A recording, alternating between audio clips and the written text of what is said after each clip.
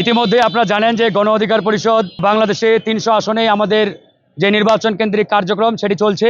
আমরা পরিষ্কারভাবে ঘোষণা দিয়েছি যে তফসিল ঘোষণার আগ পর্যন্ত আমরা ৩০০ আসনে প্রস্তুতি নিব এককভাবে। তো তারই ধারাবাহিকতায় আজকে পীরগঞ্জে, ঠাকুরগাঁও জেলার পীরগঞ্জে আমরা গণসংযোগ এবং ক্যাম্পেইনে আসছি। এখানে আমাদের সম্ভাব্য এমপি নির্বাচন করার যিনি ঘোষণা দিয়েছেন আমাদের ঠাকুরগাঁও জেলা গণ অধিকার পরিষদের সাধারণ সম্পাদক প্রফেসর আব্দুস সোবহান সাহেব, তার নির্বাচনী ক্যাম্পেইন চলছে। আপনারা জানেন যে বাংলাদেশে বিগত সময়ে সবচাইতে বেশি অবহেলিত এবং বঞ্চিত ছিল আমাদের ঠাকুরগাঁও। এই ঠাকুরগাঁও জেলা এতটাই অবহেলিত এবং বঞ্চিত হয়েছে যে আজকে উন্নয়ন চিত্র বলেন কিংবা নানান যে আমাদের ডানে বামে ব্রিজ কালভার্ট এলাকার সামগ্রিক যে অবস্থা, এটা অত্যন্ত নাজুক।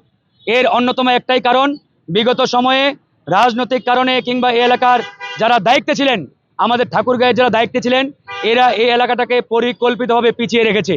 বান্ডেল থাকলে প্রতি সেনমানিতে টাকা বাঁচবে। বিকাশ সেনমানি বান্ডেল কিনে জিতুন প্রতি লেনদেনে। আজকে আমি মাঝে মাঝে দেখি ৩০০ আসনের মধ্যে এই ঠাকুরগাঁওয়ের যে ৩টি আসন রয়েছে, ঠাকুরগাঁও ১, ২, ৩, এই ৩টি আসন সবচাইতে বেশি অবহেলিত ছিল। কেন?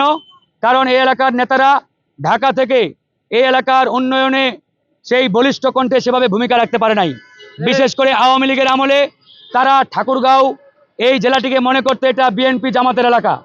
এই বিএনপি জামাতের এলাকায় বরাদ্দ দেওয়া যাবে না, এখানে উন্নয়নমূলক কোনো কার্যক্রম সেভাবে করা যাবে না, এরকম একটা প্রতিহিংসামূলক রাজনৈতিক কারণেই মূলত আমাদের এই এলাকাটাকে অবহেলিত করে রেখেছিল। তো ইনশাআল্লাহ আমরা 5ই আগস্টের একটি সফল বিপ্লবের মাধ্যমে এই বাংলাদেশকে দ্বিতীয়বার মুক্ত করেছি, ফ্যাসিবাদ মুক্ত করেছি। আগামী ফেব্রুয়ারি কিংবা এপ্রিলে যখনই নির্বাচন হোক, এই নির্বাচনে আমাদের সামগ্রিকভাবে জনগণের সরকার প্রতিষ্ঠিত হবে, রাজনৈতিক সরকার ক্ষমতায় আসবে। আমরা চাই বিগত সময়ের যে প্রতিহিংসার রাজনীতি ছিল, আগামীতে যাতে এরকম আর কোনো প্রতিহিংসার রাজনীতি এই এলাকায় না থাকে। আমরা যদি নির্বাচিত হতে পারি, এই এলাকায় কোনো চাঁদাবাজি আমরা আর রাখবো না। গণ অধিকার পরিষদ সেটা জোটও হতে পারে, যে কোনোভাবে হোক, আমাদের প্রার্থী যদি এই ঠাকুরগাঁও 3 থেকে নির্বাচিত হয়, তাহলে আমরা এই ঠাকুরগাঁও 3 তথা পীরগঞ্জ রানীশঙ্কলকে মাদক মুক্ত করতে চাই। এবং এই এলাকায় বিগত সময়ে সবচাইতে বেশি এই এলাকার মানুষ বঞ্চনার শিকার হয়েছেন স্বাস্থ্য সেবা থেকে। কারণ আমাদের এই উপজেলা স্বাস্থ্য হাসপাতালগুলোতে পর্যাপ্ত ডাক্তার না থাকার কারণে, সুচিকিৎসার ব্যবস্থা না থাকার কারণে আমাদের এই এলাকার মানুষ সুচিকিৎসা থেকে বারবার তারা বঞ্চিত হয়েছে। আমরা সেই সুচিকিৎসার ব্যবস্থা করতে চাই, সুচিকিৎসা নিশ্চিত করতে চাই। আমরা এই এলাকাটাকে অর্থনৈতিকভাবে স্বাবলম্বী হিসেবে গড়ে তুলতে চাই।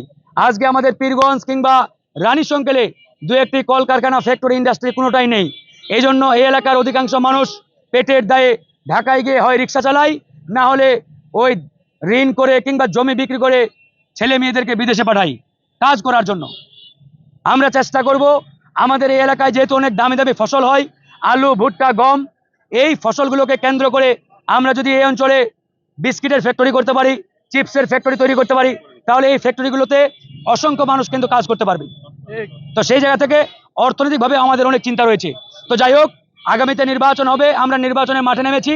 আমরা পরিষ্কারভাবে বলতে চাই, আওয়ামী লীগ যেভাবে এই জেলাটিকে কুক্ষিগত করে রেখেছিল, চাঁদাবাজি, টেন্ডারবাজি, দখলবাজির মাধ্যমে এই ঠাকুরগাঁয়ের মানুষকে জিম্মি করে রেখেছিল, আগামীতে ওই চাঁদাবাজি, টেন্ডারবাজির মাধ্যমে কেউ যদি ঠাকুরগাঁওকে জিম্মি করার চেষ্টা করে, তাদের বিরুদ্ধে আমাদের লড়াই চলবে, তাদের বিরুদ্ধে আমরা যুদ্ধ করব।